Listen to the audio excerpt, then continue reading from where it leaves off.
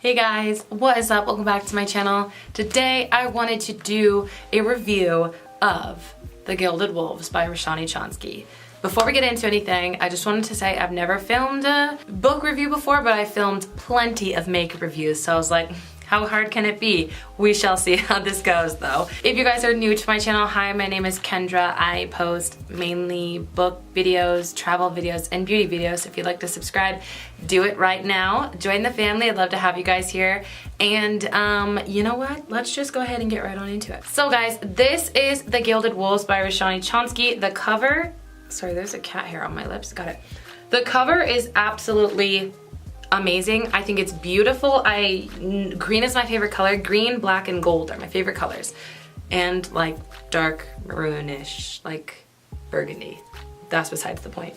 This is stunning. I love the green and the gold. I just think it's so gorgeous. It has like, I forget what these are called, ridged edges.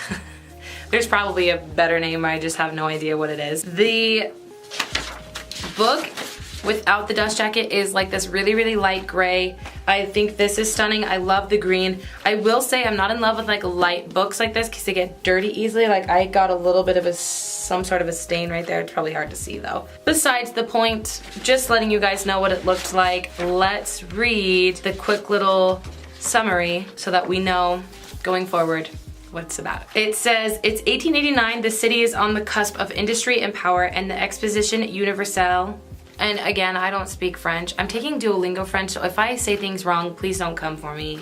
Just correct me down in the comments, okay? Thank you. Okay, and the Exposition Universelle has breathed new life into the streets and dredged up ancient secrets. Here, no one keeps tabs on dark truths better than treasure hunter and wealthy hotelier Severin Montagnet Alary. When the elite, ever-powerful Order of Babel coerces him to help them on a mission, Severin is offered a treasure that he never imagined, his true inheritance. To hunt down the ancient artifact the Order seeks, Severin calls upon a band of unlikely experts, an engineer with a debt to pay, a historian banished from his home, a dancer with a sinister past, and a brother in arms, if not blood. Together they will join Severin as he explores the dark, glittering heart of Paris. What they will find might change the course of history, but only if they can stay alive. So, I haven't read Six of Crows, but everyone says that this has major Six of Crows vibes because Six of Crows is like a group of friends that go on a heist together, or multiple heists, I'm not sure, again, I haven't read it. But I was really excited to read this because everyone raves about Six of Crows, and that is on my upcoming TBR. But this one I read before I started the Shadow and Bone / Six of Crows series because Books with Chloe is doing a book club this month. Well, she does a book club once, like one book every single month, and I really wanted to be able to watch the live show. So I wanted to participate in it, so that's why I chose to read this as my first book of March. I just finished this a couple days ago, and I like to give myself a day, or at least half a day, usually a day to 2 days, to really mull over all my thoughts and like really hone them in and really see what I think about the book. And whilst I read, if I have thoughts and stuff, I will write them down in my notes on my phone so that when it all comes together in the end and when I'm writing my review, I can add those in and stuff. So, I did just post my Goodreads review. Also, if we're not friends on Goodreads and you have a Goodreads, what are we doing? What are you doing? Friend me on Goodreads, the link is always down below. It is not an exclusive thing. I want to be friends with everyone and anyone, so friend me down below. So I wanted to read my little paragraphs and then like tell you why I felt each way. First thing I want to say is I was so sad finishing this book. Like it really was fun and exciting.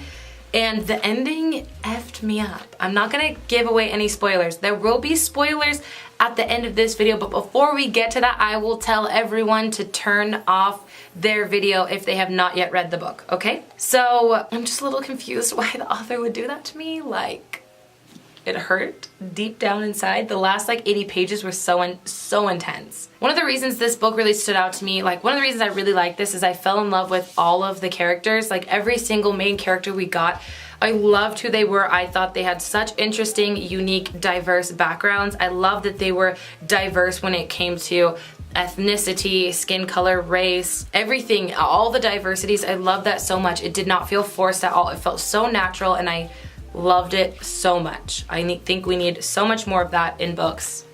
Yes. So other than Six of Crows vibes, this actually gave me really big Da Vinci Code vibes, which I actually haven't read when I was in high school, and I kind of hated it because like, why would a 15-year-old girl read Da Vinci Code? I don't know. But it had a lot of the same like mystery slash like what are we actually doing here slash like things just coming out of nowhere and they're trying to like understand it. I also thought the humor and the sarcasm in this book was very well done. It felt very natural to the character and I thought it just added more depth to who that character was. Like whoever was being funny at the time, it just made sense to that character, you know what I mean? I clearly enjoyed this book, but I think I always have to talk about the negatives just to get them off my chest and also just to like let other people know that like it wasn't perfect in my opinion.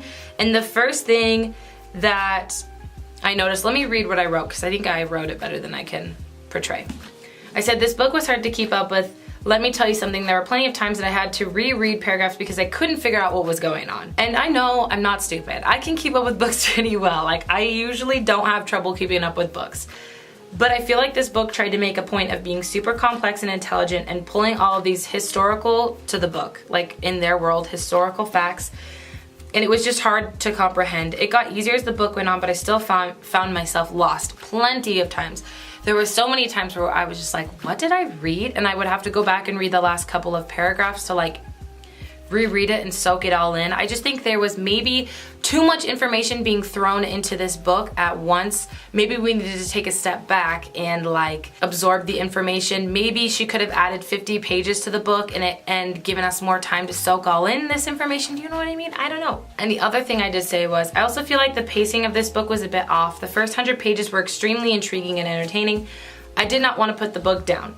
And then the middle 175-ish pages were a little touch and go, occasionally entertaining, mostly confusing, and a bit slow. The last 100 pages were a rush of emotion and entertainment and everything. It was a slow burn plot, but I'm still excited for the sequel. I still enjoyed it enough to be very excited for the sequel. I think Roshani Chonski has some amazing material to turn this series into something amazing, especially for book 2. So that's why I'm really excited. The characters are amazing, and literally I love the characters. I love the relationship they have. That's why I was able to get through this book and still enjoy it. But I feel like if I didn't connect with the characters, or if the characters weren't written the way they were, then I probably wouldn't have liked this book very much because the plot was just a little confusing and hard to keep up with. So I also wanted to talk about the characters. Severin, I feel like maybe is a little controversial. Like maybe a lot of people don't stan him, but I actually really liked Severin. And I wrote, maybe because he's clearly a Slytherin, like he's very ambitious, he has a goal, he's going towards it, nothing's gonna get in between it. And I really liked how he was sometimes people thought he was a little stone cold or like a little standoffish, but his brain was always going 100 miles a minute and he was always being emotional and thoughtful, but he keeps it inside a lot of the times, and I feel like that's such a human thing, and I respected that. And he was a little broody, and who doesn't love somebody who's a little broody? I for sure do. Something that I wanted to mention, I have a problem with the YA genre. Like we pick 16, 17, 18-year-old kids and they act like they're in their early to mid 20s, and like that's just a problem with the YA fantasy genre. Like genre in general, like that's just how it is. I don't see it as much in YA contemporary. I feel like they act a little more their age in YA contemporary, but in fantasy, obviously the stakes are higher, more lives are on the line. Their life hasn't been as easy, so they've grown a lot more, but still I feel like they act like they're 24, 25. I don't mind because I enjoy reading that, but I don't see why if a character is older than 18, then it has to be an adult fantasy. Like when I was 15, I loved reading young adult fiction and fantasy, and I think I still would have loved it even if the characters were like 21, 22, 23. I think I still would have read it as a 15-year-old. Now that I'm 25, obviously I would read that because they're closer in age to I am, but I still don't feel like it would be a bad thing. Like I wish we would kind of get away from that, but what can you do? Lila, loved Lila. I related a lot to Lila. I loved her personality. She was very like loving and comforting towards everyone, very friendly, treated everyone like they were her family, and they all meant the world to her. And of course I loved the little romance between her and Severin. It was very slow burning, but it was good and I loved it. I also loved Enrique and Hypnos, and especially Tristan. Tristan, such an amazing character. He's such got such a lovely brotherly bond with Severin, and they've been through so much together. It's such a deep bond, and I think he's just an amazing guy. And he has a pet tarantula. I hate spiders, I hate tarantulas, I hate arachnids in general, but I thought it was so cute. So freaking cute, his like love for his tarantula. I also really liked Zofia. I thought she was a great character, very different, which added a lot of depth, like very different than the rest of the group. I love the way her brain worked because it's so opposite to mine, but I think that is so intriguing and so awesome and so cool. And she was very mathematic and smart, and I just loved that about her. And then the last thing I want to say before I get into the spoilery parts are, I am really excited for book 2, but I definitely think I would have to reread this book before reading book 2 because of how confused I was for most of it. I'm definitely gonna forget all of that by the time book 2 comes around sometime next year, so yeah.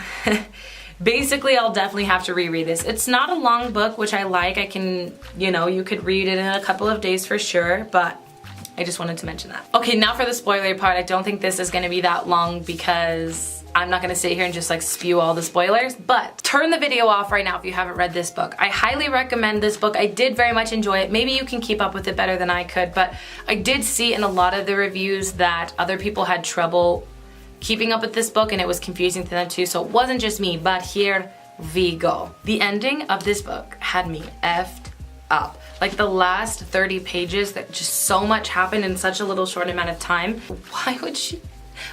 Why would she do that to Tristan? I was so sad. I was so sad. When Severin jumped to save Lila and instead that hat with the blades went for Tristan, I was like, are you freaking serious? Are you serious?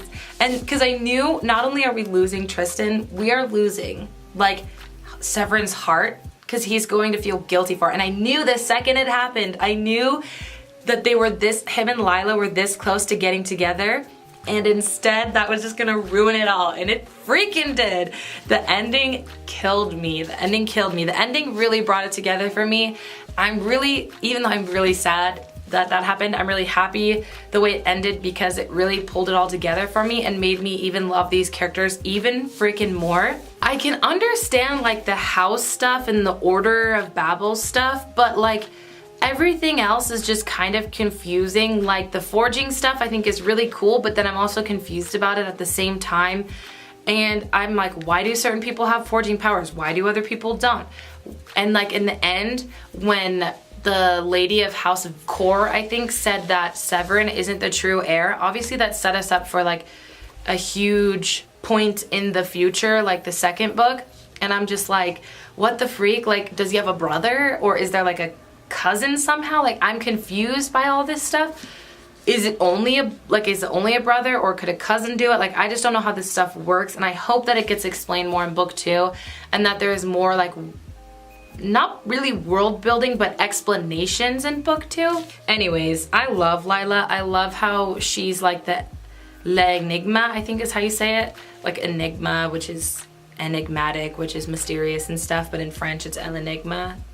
L'enigma, I don't know how you say it, but I loved her character as that. I loved how she was like so in tune with her sexuality, and that's just who she was. I love how she was just like sexy and cute and cool, but really loving, really tender, really motherly towards her family. And well, I call them her family even though they're just friends, but they're really like this tight-knit family group. And I don't know, I just loved her so much. I loved Enrique. I liked the love triangle between Hypnos, Enrique, and Zofia, but I feel like it wasn't done very well, if you ask me. Like, I totally understand that Enrique is bisexual, like that's totally fine. I think it's great, but I'm just confused. Like, clearly he's confused with his feelings because you could tell he was feeling a certain way about Zofia for most of the book, and then it wasn't till towards the last like third of the book where he even mentioned, like where he even cared more about Hypnos.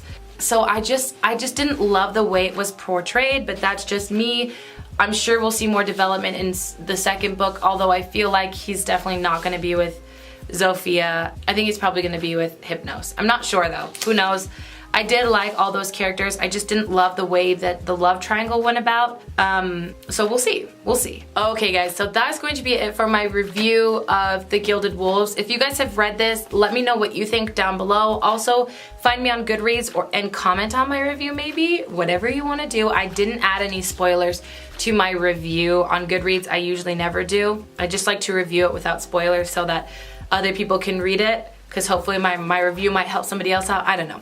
Anyways, that is going to be it for the review today. I hope you guys enjoyed today's video. If you did, please let me know by giving it a thumbs up. Don't forget to subscribe if you are new here. I'd love to have you guys join the family. We are just this loving family of book videos, makeup videos, and travel videos, and I'd love to have you guys hit that subscribe button. But I'm going to let you guys go. Have a great morning, noon, evening, day, night, whenever it happens to be that you're watching this video, and I will see you in my next one. Bye!